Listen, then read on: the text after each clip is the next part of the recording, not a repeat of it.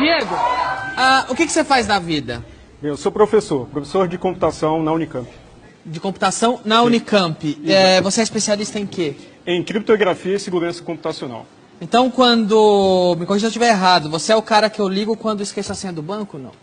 Às vezes. Às vezes? Na verdade, eu sou o cara que projeta mecanismos para que o sistema seja mais resistente, aquela senha seja armazenada de maneira segura, ou quando o usuário utiliza aquela senha, não existe uma possibilidade dela vazar, por exemplo. Você é um especialista em segurança da informação. Sim. Pelo que eu entendi, você defende que a urna eletrônica é tão confiável quanto os políticos que se elegem com ela? De certa forma. Para dar um pouco de contexto. No Brasil, a gente adota um sistema que é chamado na academia de primeira geração, porque ele depende do registro da contagem puramente eletrônica dos votos. A gente está depositando toda a confiança numa equipe de programadores que produz o sistema que faz parte da autoridade eleitoral, né? No caso o TSE. Todos os outros países que adotam um sistema de votação eletrônica, eles usam sistemas que produzem também um registro físico do voto, por exemplo, em papel.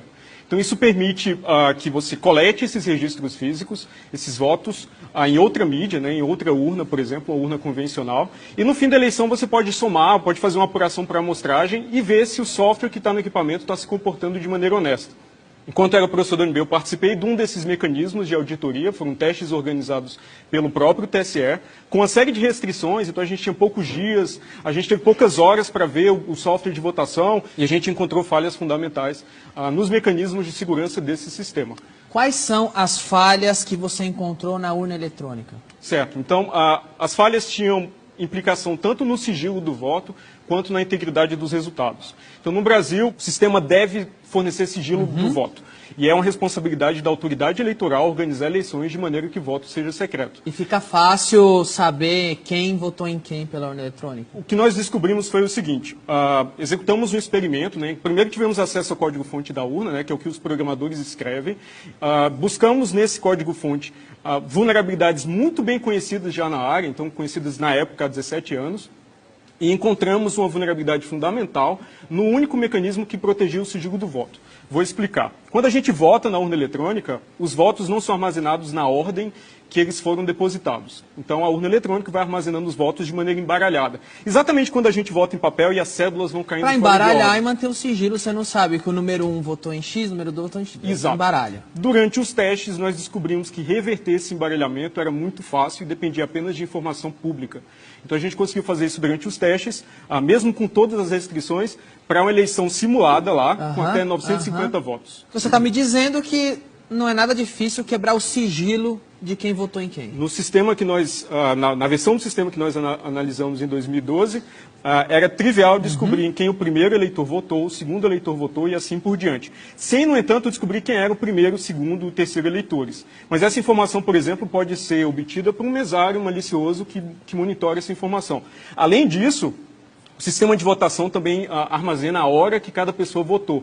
Então, se você quer, por exemplo, descobrir o voto de uma pessoa importante... Você lê o livro? Você, não no livro, mas em arquivos públicos também, então arquivos eletrônicos. Então, você consegue, pela hora que a pessoa votou, descobrir a posição dela na fila e recuperar com certeza matemática aquele voto específico. Então, é um voto, às vezes, de uma celebridade, de uma pessoa ilustre, um industrial. Por que a urna precisa registrar a hora que você foi votar? Eu não sei. Talvez eles queiram, por essa hora, monitorar quanto tempo, em média, cada eleitor demora votando. Mas aqui de onde eu estou, de leigo, me parece que é muito fácil tirar o horário do voto, por exemplo. Sim. E há 17 anos não tiraram. Então, daqui de onde eu estou, de leigo, me parece que é porque querem deixar uma brecha, um motivo existe para isso. E não me parece que é um bom motivo. É muito difícil separar malícia de incompetência nesses casos, né? Então, nesse caso, o que eu posso concluir é que essa informação não há necessidade, eu não vejo necessidade de registrar essa informação. Bem, era uma característica do sistema que nós observamos. E aí, malícia e incompetência, falou em coisa pública no Brasil, anda junto. Pois é. Adulterar voto é fácil ou difícil na urna eletrônica? O teste com sigilo do voto a gente pôde executar experimentalmente. Então, a gente simulou uma eleição, recuperou os votos em ordem e mostrou que era perfeitamente factível. Desculpa, só pontuando aqui, outro item. Sigilo, facílimo quebrar, segundo os testes. Sim, agora, demonstrado experimentalmente. Manipular o voto, alterar o resultado de uma eleição através da urna. Exato. Então, nós encontramos as condições que permitem o agente, tanto interno quanto externo, manipular o software que é executado nas urnas eletrônicas. Não necessariamente com uma intervenção manual em cada sistema, mas em alguns pontos, às vezes, que distribuem o software para várias urnas. Para quem mais leigo como eu, o que é um agente interno e o que é um agente externo? Um agente interno é alguém que trabalha na justiça eleitoral. Então, ele tem certa prerrogativa, certo privilégio de acesso ao sistema. Que seria, no caso, um infiltrado de um partido. Poderia ser, sim. Ou do governo, ou de outro partido, que um agente malicioso, um agente malicioso privilegiado, por exemplo. E o externo? O externo seria alguém que, às vezes, ele pode ter sido um ex-programador, um ex-funcionário da justiça eleitoral, mas ele é financiado por um partido político e não está dentro da justiça eleitoral. Ele é da máquina ou do governo ou de outro partido? Não, é do TSE. É um autônomo. Alguém agente que pode ser pago para fraudar uma eleição. Então, basicamente, o que protege o software de votação, que é instalado nas urnas, país afora, é uma chave criptográfica, é um segredo. Idealmente, a gente deve ter um segredo distinto para cada urna, porque é exatamente a mesma analogia das chaves, né? A gente não tem as mesmas portas, a gente não compartilha segredos de chaves entre portas de casas distintas. Cada porta tem a sua chave. E o que a gente observou é que 500 mil de equipamentos, todas as urnas eletrônicas, compartilham o mesmo segredo. E esse segredo ainda era armazenado de maneira completamente insegura, assim, que, novamente, voltando àquela analogia, remete a você colocar a chave embaixo do tapete, né? E confiar que como a chave está embaixo do tapete, ninguém vai descobrir que ela está lá. A diferença é que essa chave abre todas as portas, exato, basta não que ela só vaze uma vez. E foi curioso, porque quando essa informação se tornou pública, o TSE publicamente defendeu isso com uma decisão de projeto que fazia sentido. Mas eu não consigo me convencer disso, porque não é razoável contar um segredo, de certa forma, para 500 mil de equipamentos e imaginar que ele vai continuar seguro ou vai continuar secreto. E desculpa, não é um segredo, é o destino de um país. Sim, de fato. Agora, eu como leigo, mais uma vez, daqui me parece que tudo não são problemas difíceis de consertar, são problemas que existem há 17 anos na urna, são problemas que merecem uma satisfação e que ninguém conserta, ninguém dá uma satisfação. Daqui de onde eu estou de leigo, me parece que um motivo por trás tem. Você como especialista, o que te parece? O que eu observei, esses problemas, essas vulnerabilidades não são tecnologicamente avançadas. São coisas que eu ensino para os meus alunos de graduação a não cometer. Estudantes em formação conseguiriam resolver os problemas da urna eletrônica que há 17 anos o TSE não resolveu. Sim, talvez não da melhor forma, né? Mas melhor do que está hoje. As soluções estão nos livros texto, não são soluções tecnologicamente sofisticadas. Assim. O TSE defende muito que a gente precisa no Brasil de um sistema sem nenhum tipo de registro físico do voto. Mas sistemas que não têm esse registro físico, eles também não permitem recontagem em caso de suspeita de fraude. Porque qualquer recontagem vai sempre contar os registros eletrônicos que já podem estar fraudados. Então você precisa de um registro físico conferido pelo eleitor para poder fazer uma recontagem e tentar descobrir se o software foi adulterado ou não, por exemplo. E o que impede de uma urna eletrônica gerar um registro físico ou então de votar da forma eletrônica e também na forma tradicional? Bem, um certo custo adicional, porque você precisa de uma impressora acoplada, uma impressora adicional, né, papel para imprimir esses votos, talvez um pouco mais de logística para organizar essa impressão e essa apuração posterior, porque um pouco de cuidado na implementação, porque esse registro físico não pode ser implementado de forma que o eleitor leve um comprovante do seu voto para casa, porque senão ele pode quebrar, os eleitores podem quebrar com muita facilidade o próprio sigilo do voto ou outros agentes, então precisa um pouco de cuidado.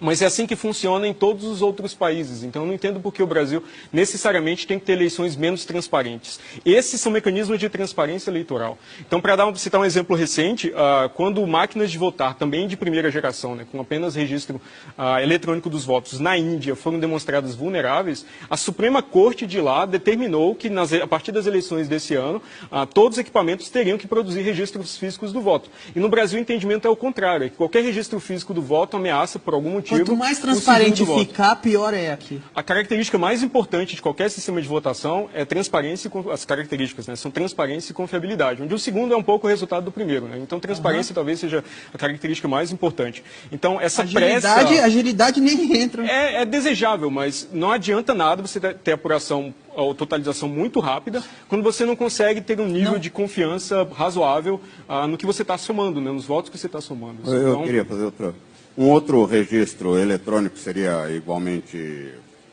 deturpável, sei lá, se Na hora que você votasse, registrasse na urna, mas também registrasse em algum outro lugar? Ótima pergunta.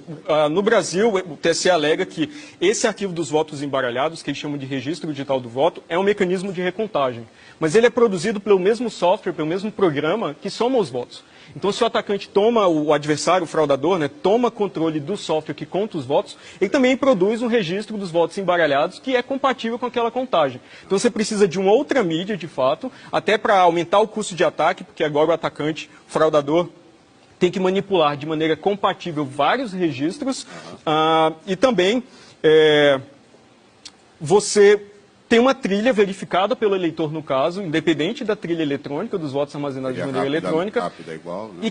E que tem fraudes também, tem possibilidade de fraude, mas todas elas são visíveis, né? Porque envolvem você subtrair papel, sumir com lona, que eram fraudes que aconteciam na eleição com cédula no Brasil e deixavam testemunhas, né? Uma eleição puramente eletrônica não deixa testemunhas para a sociedade nos fiscais eleitorais. Só precisa de um cara com uma chave para alterar onde ele quiser.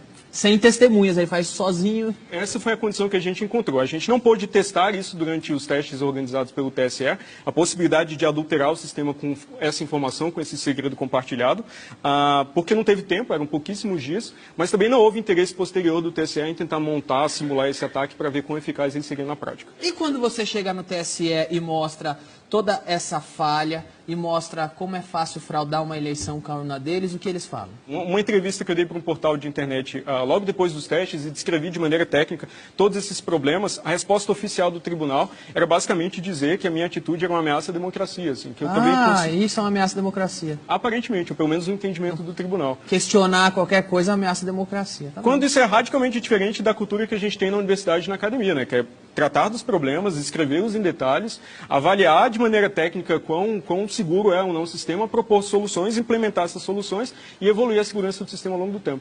Democracias muito mais antigas, maduras, mais desenvolvidas, não querem a urna eletrônica lá e o brasileiro se orgulha que tem isso aqui. Por quê? Para citar alguns exemplos, na Alemanha tem um entendimento muito diferente e interessante, que eles chegaram a utilizar sistemas com essas mesmas características, mas um entendimento da Suprema Corte de lá é que um sistema de votação utilizado pela sociedade para eleger seus líderes não pode exigir conhecimento de especialista para uma auditoria. Porque assim, se você não precisa de conhecimento especializado para fazer auditoria, que toda pessoa de fato é um fiscal, é um auditor. Né? Então lá, o entendimento da Constituição, da Suprema Corte de lá, é que um sistema desse simplesmente é inconstitucional, e não pode ser utilizado para eleições oficiais. Então, o que eu acho um entendimento muito interessante, porque eles tentam adotar algo que é diretamente observado ou auditado pela população. Então, aqui há sempre uma concentração desses poderes de auditoria. Então, atualmente, por exemplo, fiscais de partido político podem auditar o sistema de votação. Eles podem ir ao TSE e examinar o código-fonte, mas o TSE exige a assinatura de um termo de sigilo para isso. Então, eles podem ver o sistema, características técnicas do sistema, mas não podem falar para prestar contas para a sociedade do que é feito, da qualidade do sistema lá dentro. Então, há uma obsessão com o controle e a falta de transparência é endêmica em várias etapas do processo.